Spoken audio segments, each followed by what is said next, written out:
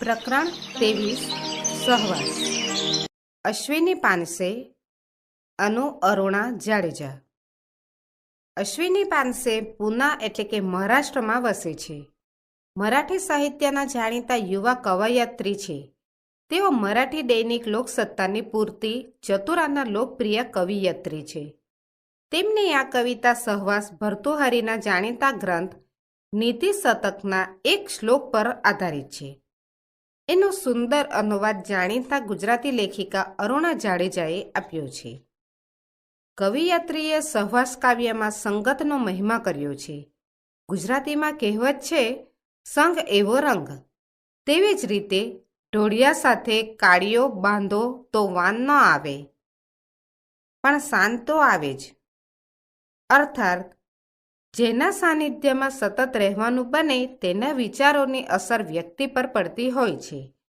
અહીં આ વાત પાણીના ટીપાથી સમજાવી છે. પાણીના ટીપાની ત્રણેય પાત્ર સાથેની મૈત્રીનું પરિણામ જુદું જુદું છે. તાવડી સામાન્ય પદાર્થ છે, ગરમ પ્રકૃતિની છે, માટીની છે. તેનો સહવાસ પાણીના ટીપાના નાશનો નિમિત્ત બને છે.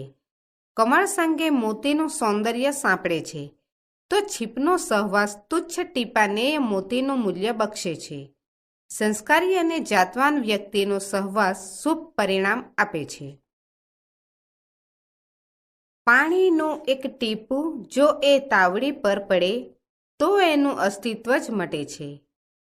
પાણીનું એક ટીપું જો તાવડી પર પડે તો તેનું અસ્તિત્વ જ મટે છે, એટલે કે ગરમીને લીધે તેની વરાળ થઈ જાય છે. એ જો કમળના પાન પર પડે તો મોતી જેવું ચમકી ઉઠે છે. એ પાણીનું ટીપું જો કમળના પાન પર પડે તો એ મોતી જેવું ચમકી ઉઠે છે. અને જો છીપમાં પડ્યું તો મોતી જ થઈ જાય છે. અને જો એ ટીપું છીપમાં પડ્યું હોય તો તે મોતી જ થઈ જાય છે. પાણીનું ટીપું એ જ, તફાવત માત્ર સહવાસનો. પાણીનું ટીપું એ જ છે, તફાવત માત્ર સહવાસનો છે. ભર્તુહારીના નીતિ શતકના નીચેના શ્લોક તેમજ અનુવાદનો અભ્યાસ કરો.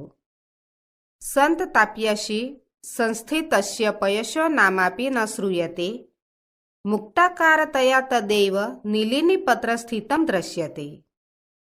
અંતઃ સાગર સુક્તિ મધ્ય પતિતમ તન્મૌક્તિકમ જાયતે, પ્રાયણાધમ મધ્યમોત્તમ ગુણ સંસર્ગ તો જાયતે.